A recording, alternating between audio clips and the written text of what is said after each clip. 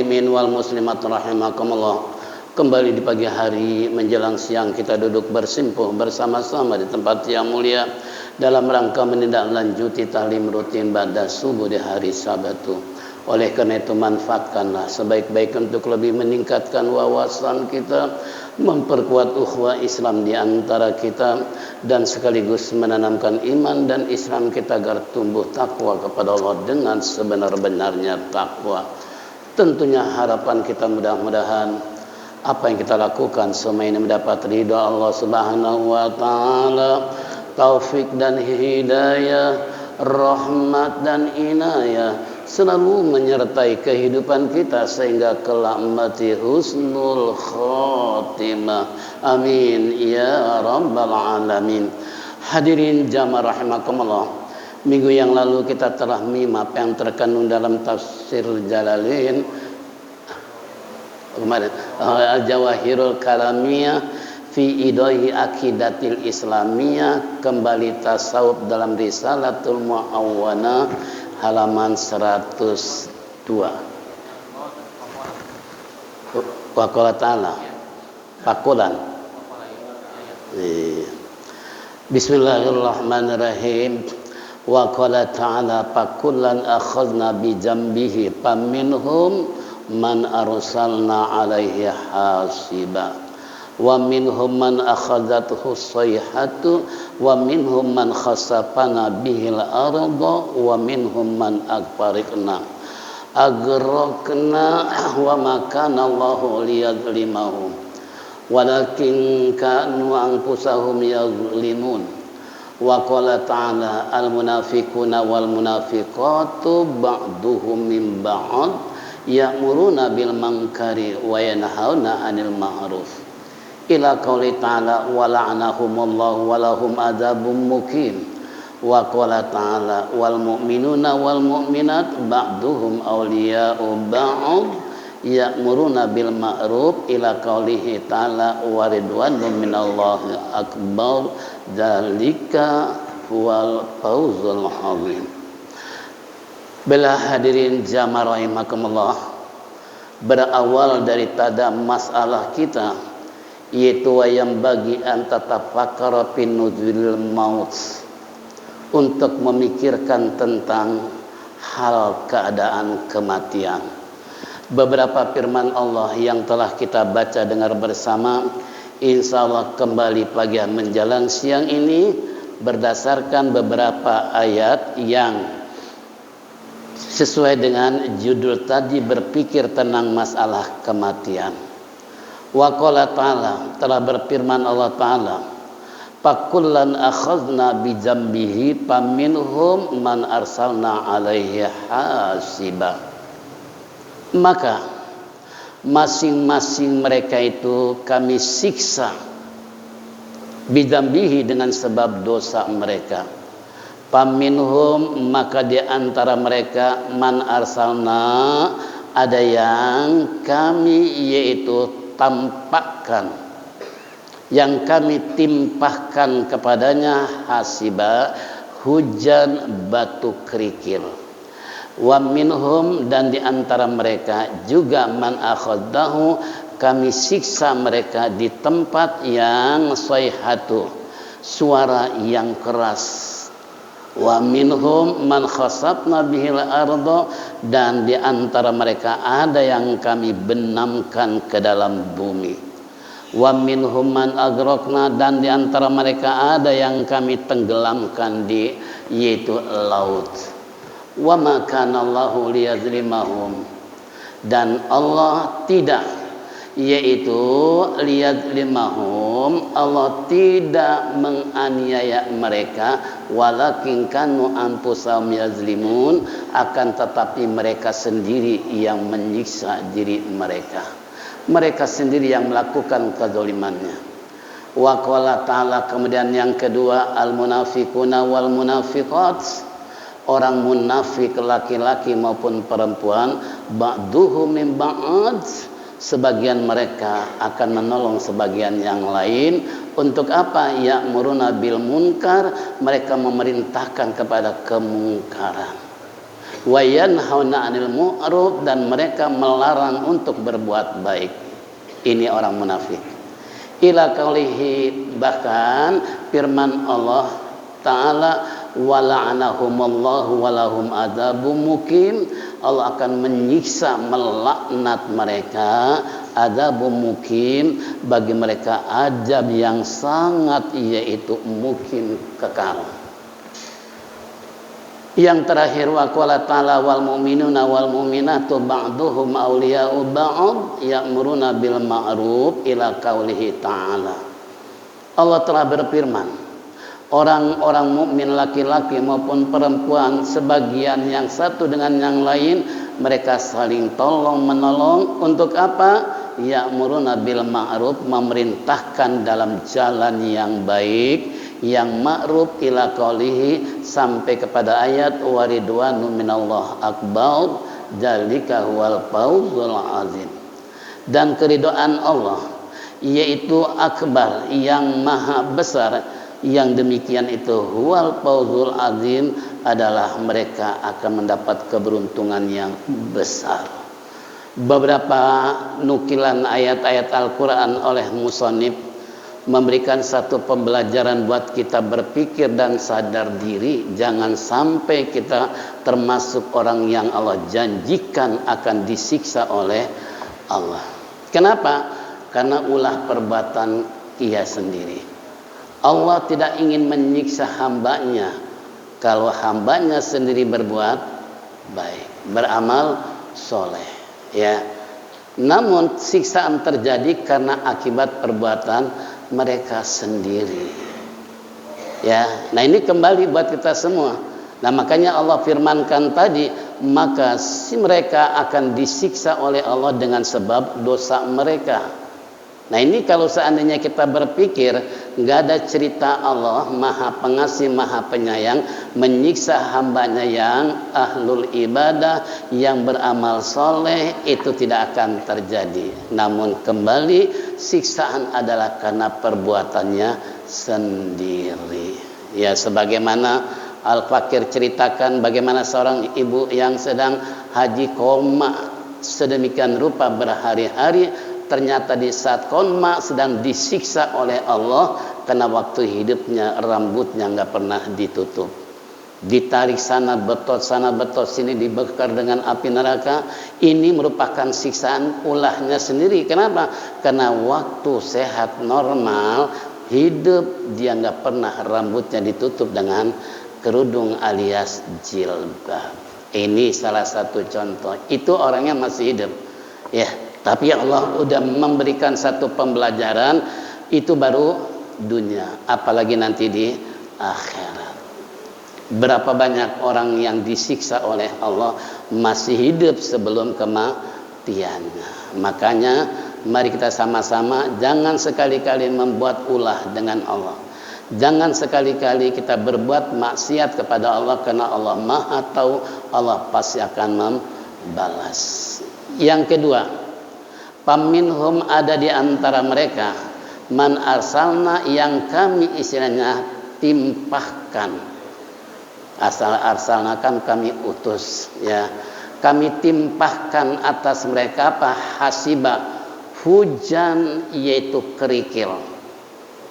Bagaimana di zaman Nabi Yunus, zaman Nabi Syuaib, zaman nabi-nabi sebelumnya, mereka begitu melakukan kedosaan karena melawan terhadap nabinya, suruh beriman pada Allah, mereka membangkang. Akhirnya Allah turunkan hujan yang bentuknya kerikil, angin puting beliung yang sangat besar, halilintar yang saling menyambar.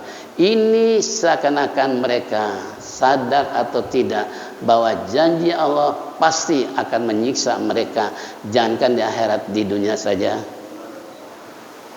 Wa minhum man akhadhathu sayhatu, dan di antara mereka Allah siksa dengan cara sayha, yaitu suara yang keras. Tidak ada suara yang paling keras sampai fi adzanihi mina wa sawaiki hadzarul maut. Mereka menutup telinga dengan sekencang-kencangnya karena takut mati dengan suara yang begitu keras, halilintar geledek saling menyambar. Itu saking takutnya mereka menutup telinga dengan ibu jari mereka. Ini contoh. Apa sampai di situ siksaan Allah? Tidak. Wa minhum man khasabna bil ardo, juga ada di antara mereka yang kami benamkan ke dalam perut bumi. Ini peristiwa zaman Nabi Lut alaihissalam karena terjadinya sodomi, terjadinya hubungan antara laki-laki dengan laki-laki. Makanya waktu saya lewat ke Gaza, tapi kita nggak lewat ke Gaza karena sedang terjadi pemboman orang Yahudi, tapi lewat daerah Giza ya. Jadi lawan arah. Nah ini di sana sampai-sampai laut mati pun terjadi. Laut mati artinya biasa yang namanya laut kan ombak saling kejar mengejar.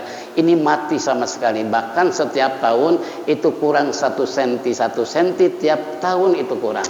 Nampaknya di atas bukit tersebut, disitulah pemendaman orang-orang yang sodomi tadi waktu zaman Nabi Lut alaihi salam. Itu diabadikan oleh Allah. Makanya ketika kita lewat kata Turget, bapak-bapak, saudara-saudara, itulah gunung ketika kaum Nabi Lut dipendam oleh Allah ke dalam perut bumi, termasuk si Korun yang punya kekayaan yang tidak sedikit. Itu pun khasab nabihil ardo, kami pendam ke dalam perut bumi. Wa minhum man agrokna, dan di antara mereka kami tenggelamkan. Kemana? Ke laut, ke tengah laut, seperti pasukan Fir'aun ketika mengajar Nabi Musa alaihi salam.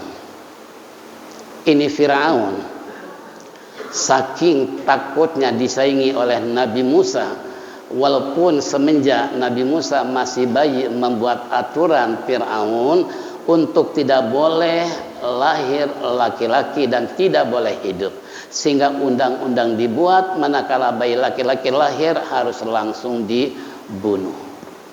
Cerita pendeknya kan gitu. Ternyata Nabi Musa alaihissalam yang begitu lahir oleh ibunya di tengah-tengah istilahnya kesepian kesunyian orang, beliau membuat satu kerangkeng yang terbuat dari kayu papirus. Ini kayu papirus, kayu yang anti rayap, yang anti binatang untuk memakan. Makanya si Firaun pertama kali membuat percetakan kertas tertua di dunia itu daunnya apa, pohonnya pohon papirus. Itu di rumah saya ada itu kaligrafi ya, saya dikasih sama orang Mesir tuh yaitu surat Al-Fatihah, surat Al-Ikhlas, itu kayunya kayu papirus, sebagaimana ibunya Nabi Musa membuat kerangkeng untuk membuang Nabi Musa agar jangan dibunuh oleh yaitu pasukan Fir'aun yang sedang mencari bayi laki-laki. Nah, setelah dihanyutkan di laut, kemudian lambat laun, maka si Nabi Musa terbawa arus air. Di sana yaitu permaisuri raja sedang menikmati indahnya sungai atau indahnya pantai. Tiba-tiba terlihat dari arah jauh sinar daripada Nabi Musa. Setelah dihampiri ternyata bayi yang begitu cakep dan bercahaya. Akhirnya dibawa ke istana.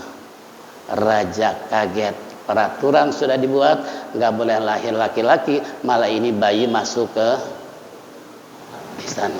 Kan luar biasa. Itu kan, masuk ke istana, Fir'aun bingung. Seorang istri tentunya apapun yang terjadi dengan suami, biasanya tetap suami kalah. Biasanya gitu ya. Nggak ada cerita suami kalau istri udah mulai ngelawan suami, nggak ada cerita, pasti suami tunduk dengar apa kata istri. Begitu juga Firaun gitu kan, begitu istrinya bawa bayi laki-laki ke istana negara, Firaun hanya goyang kepala. Gue buat aturan bunuh bayi laki-laki, kok ini malah justru datang ke istana. Dengan usulan permaisuri raja, maka dirawat. Setelah dirawat, ini pun bingung. permaisuri raja, gimana caranya supaya anak ini sehat dan besar. Maka satu-satunya jalan yang harus menyusui anaknya ini adalah ibunya sendiri. Cuman gimana caranya? Nah, kebetulan pembantu istana ini ada saudaranya daripada ibu. Istri permaisuri raja sedang mencari pembantu, langsung kontak.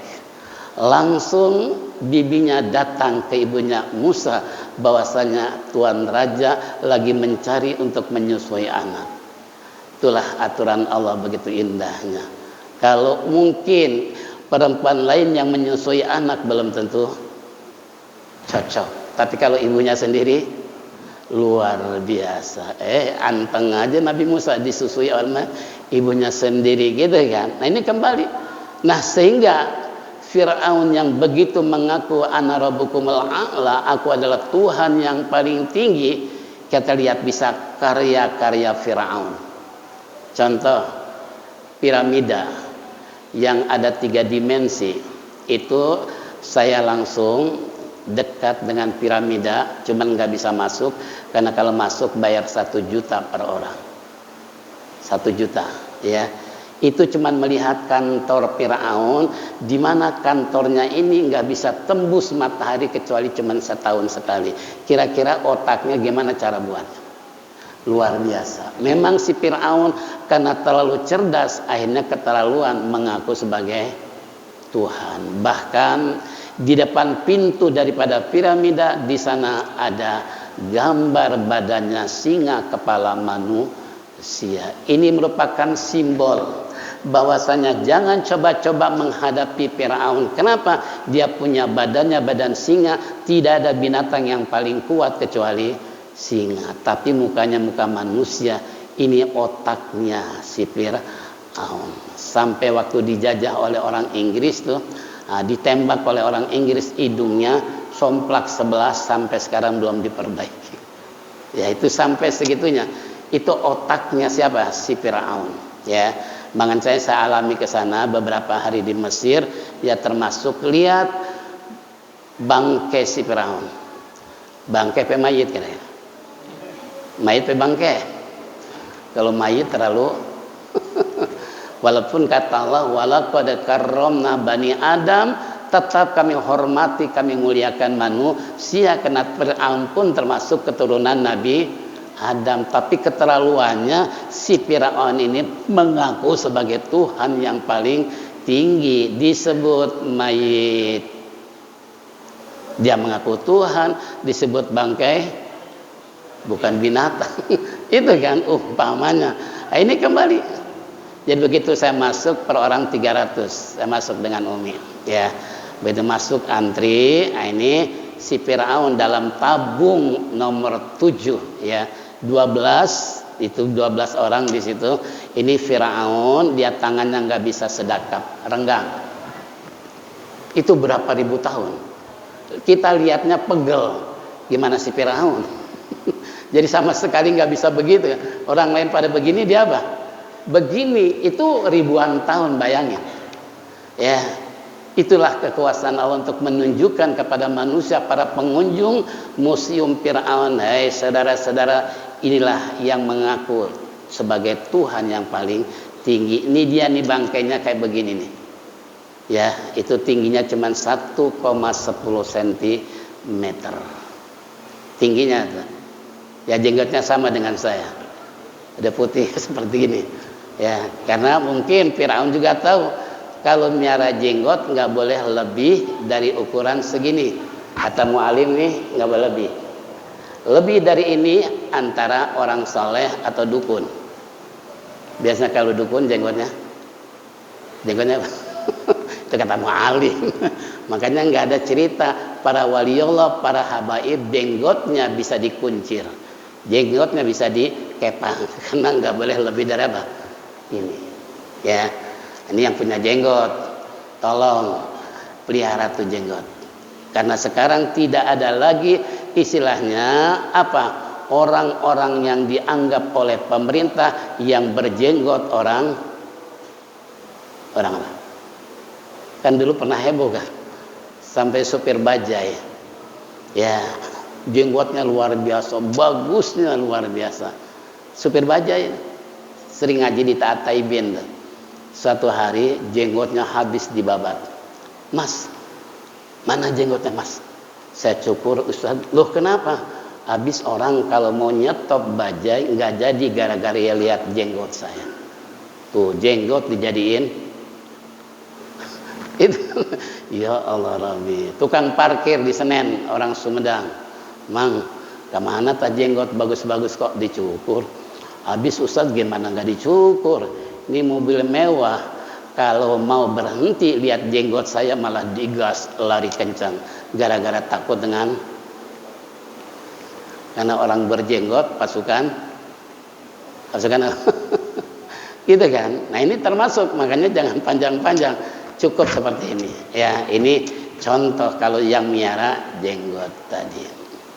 Nah kemudian berikutnya tadi, mereka yang ditenggelamkan oleh Allah seperti pasukan Firaun ketika mengejar-ngejar Nabi Musa, ketika Firaun tidak mengatakan Tuhan demi Tuhan, yaitu Harun dan Musa, karena saudaranya Nabi Musa, Nabi Harun. Ya ceritanya panjang lah, karena waktu saya ke Mesir itu sempat mengunjungi ketika Nabi Musa bermunajat di Bukit Turi Sinain dan menerima tongkat di sana.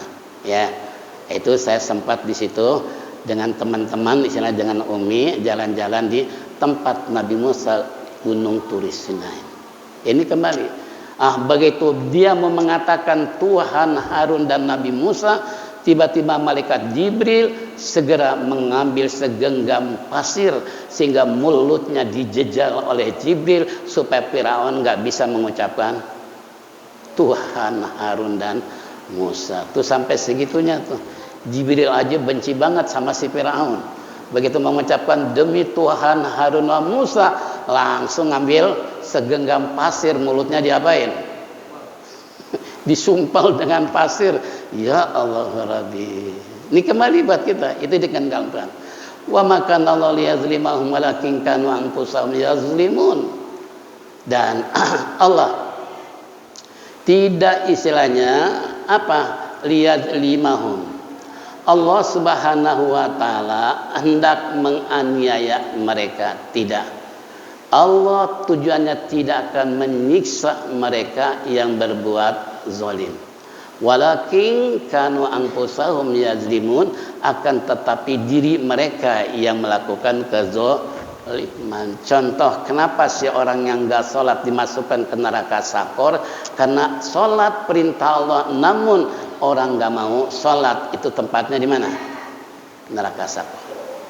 Masalakakum fi sakor, hai saudara-saudara penghuni neraka sakor, kenapa Anda masuk neraka sakor? Seketika mereka jawab, lam nakum minal musallin wa lam nakun nut'imul miskin. Ya Rabb, waktu hidup kami di dunia enggak pernah melakukan salat, padahal kami tahu itu adalah kewajiban kami sebagai umat Rasulullah sallallahu alaihi wasallam. Ini tempatnya khusus di neraka sakor. Orang yang meninggalkan salat. Makanya tolong jangan belagu deh. Jangan konyol ya. Jangan sampai kita berani meninggalkan perintah Allah, karena tujuan Allah jadikan kita sebagai manusia adalah apa kata Allah dalam Al-Qur'an? Wa ma khalaqtul jinna wal insa illa liya'budun ma uridu minkum minar rizqi wa ma uridu ayyut'imun. Tidak kujadikan jin dan manusia melainkan ibadah kepada aku, termasuk kategori salat, puasa, zakat, pergi haji bagi yang mampu. Itu merupakan ibadah kepada Allah. Saya tidak minta makan kepada kalian dan tidak minta rezeki kepada kamu. Enggak, yang penting tugas kamu hai jin dan manusia ibadah. Itu permohonan Allah. Bukan ibadah, malah haram jadah. Itu kan malah berbuat haram jadah, suruh ibadah malah haram. Bisa jadi Allah udah janjikan neraka sakor buat mereka yang meninggalkan sholat. Jangankan meninggalkan sholat, yang mengabaikan sholat aja Allah ancam, fawailul lil musallin alladzina hum an sholatihim sahun. Wail wadin fi jahannam. Well adalah suatu kapling yang ada di tengah-tengah neraka jahanam. Itu buat mereka yang mengabaikan salat.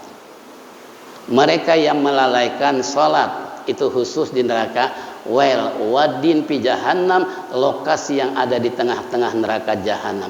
Itu yang melalaikan salat, apalagi tadi yang meninggalkan salat. Bahkan Allah memberikan satu motivasi. Siapa yang salat, yang khusus salatnya, firdausin nuzula, Allah akan tempatkan posisinya di surga Firdaus. Itu Allah sudah memberikan motivasi, dorongan buat hambanya yang ibadah pada Allah, tempat kembalinya adalah surga Firdaus. Tapi kalau mereka meninggalkan salat, meninggalkan ibadah, neraka sakor. Yang mengabaikan salat, neraka well. Semua tiga macam Allah sudah jelaskan di dalam Al-Quran. Tinggal kita mau yang mana. Kira-kira mau yang mana? Firdaus nuzula atau neraka well? Iya kan? Karena kita nih zaman teknologi yang begitu canggihnya, didinak bobokan saking asiknya mainin HP sampai lupa. Iya kan? Ya Allah, udah hampir asar belum sholat zuhur.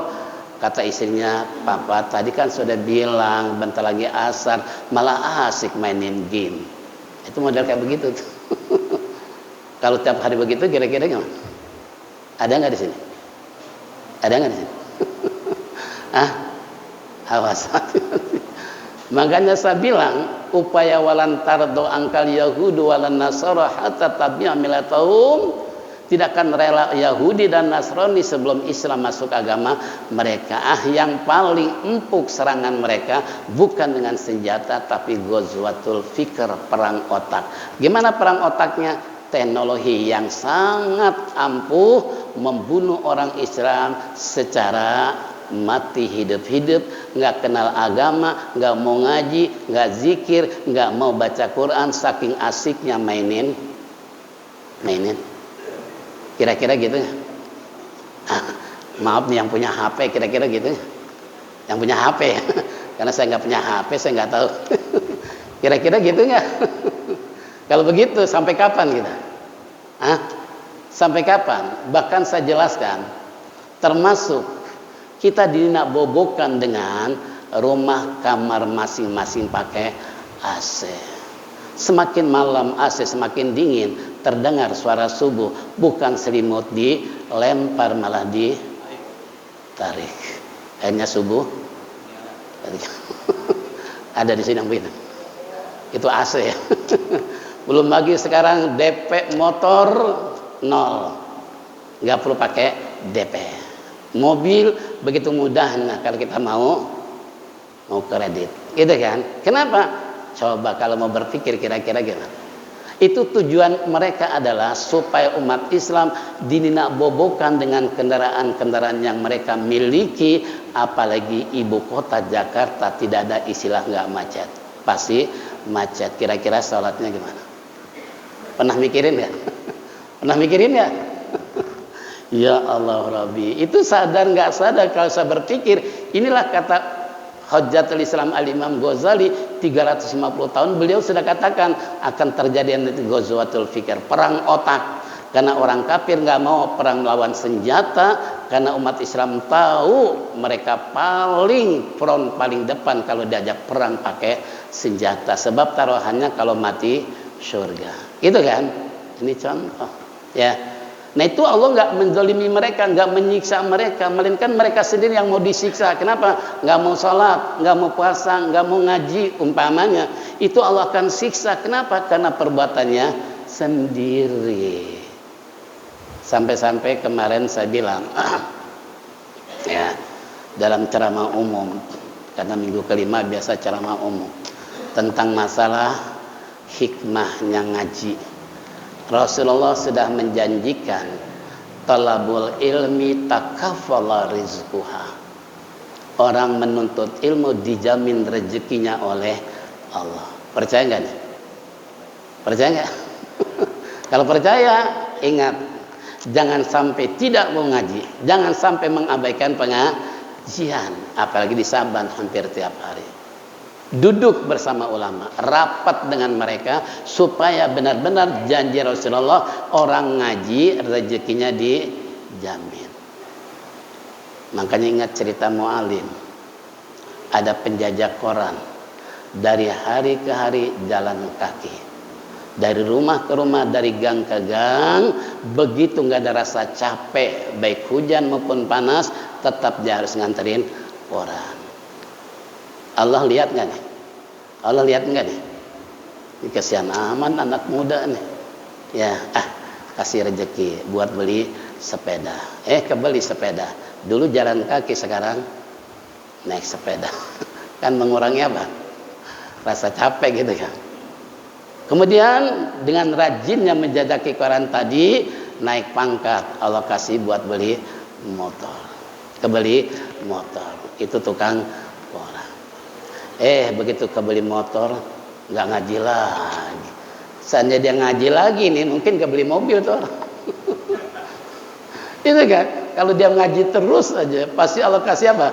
Mobil supaya jangan kehujanan, jangan keanginan, jangan kepanasan gitu kan. Berhubung ngajinya berhenti, udah sampai di motor aja.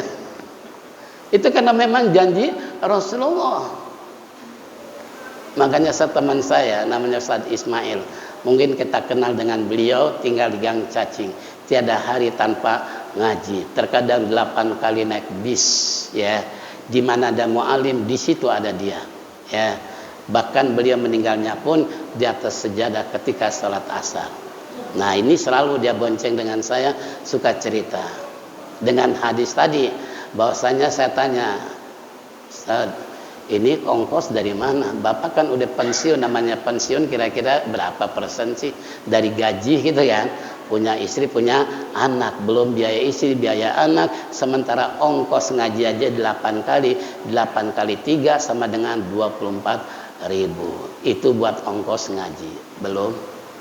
Tapi ternyata dia bilang apa? Alhamdulillah, ada aja Ustaz rezeki. Itu menunjukkan bahwasanya orang yang ngaji dijamin rezekinya oleh Allah.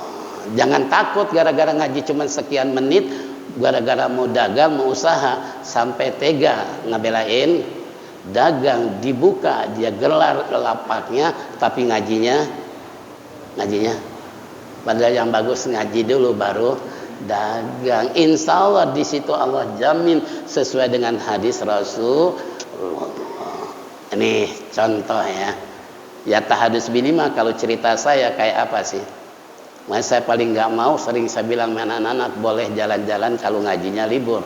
Alhamdulillah kiai nggak pernah libur kecuali sakit. Gitu kan.